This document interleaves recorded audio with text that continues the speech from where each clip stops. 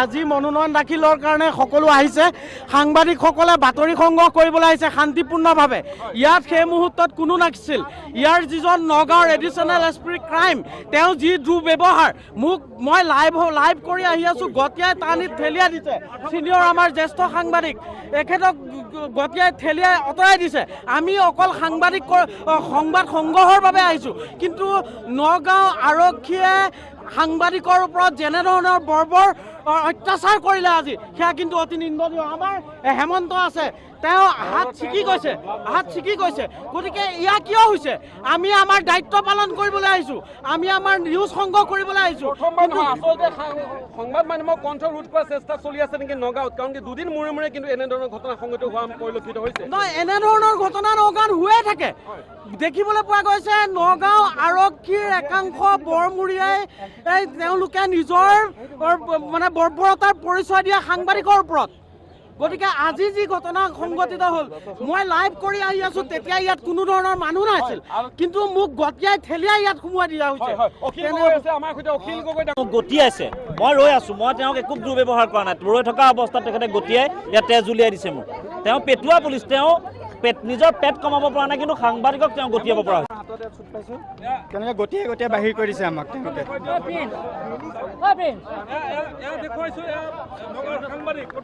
camera ভাঙি দিলে আমাৰ আৰক্ষী ইয়াত থকা আৰক্ষী কিছুমানে গতিয়াই বাহিৰ কৰি দিছে আমাক আৰক্ষীয়ে কৰিছে মোৰ সন্মুখত চকুৰ সন্মুখত দেখিলোঁ সাংবাদিকক কি ধৰণে নিৰ্যাতন কৰিছে সাংবাদিকক কি ধৰণে গতিয়াই দিছে লাইভ ভিজুৱেল চলি থকা অৱস্থাত কি ধৰণে নগাঁও পুলিচে সাংবাদিকক কেনেকৈ অপমান কৰিছে নিৰ্যাতন কৰিছে মোৰ চকুৰ সন্মুখত দেখিলোঁ এয়া মই ভাবোঁ যে বিজেপি চৰকাৰৰ স্বৈৰতন্ত্ৰৰে বহিঃপ্ৰকাশ মই এই মুহূৰ্তত ৰাইজৰ দলৰ সভাপতি হিচাপে দাবী উত্থাপন কৰিব খোজোঁ আৰু এজন নিৰ্বাচিত প্ৰতিনিধি হিচাপে দাবী উত্থাপন কৰিব খোজোঁ যে নগাঁও পুলিচ আৰু অসম চৰকাৰৰ অসমৰ ডিজিপি আৰু অসমৰ গৃহ বিভাগে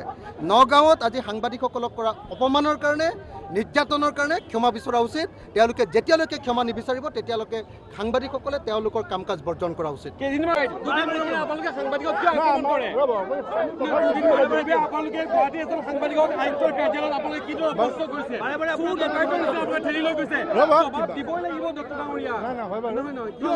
আমি বুজি ল'বলৈ দিয়ক কথাটো কাৰ লগত কি হৈছে বস্তুটো বুজি লওক প্ৰথমে আমি বুজি লওঁ আমিতো তেতিয়া তাত নাই ন ঘটনাত আমি চাই লওঁ ঘটনাটো কি হৈছে ঠিক আছে হ'ব বাৰু এদিন চাব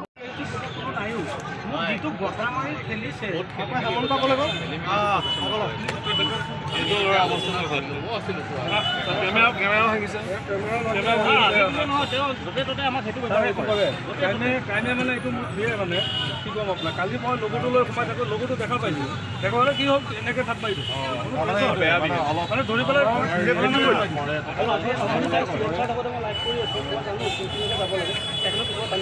ইয়াত অহাৰ লগে লগে ঠেলা হেঁচা এটা হৈ গ'ল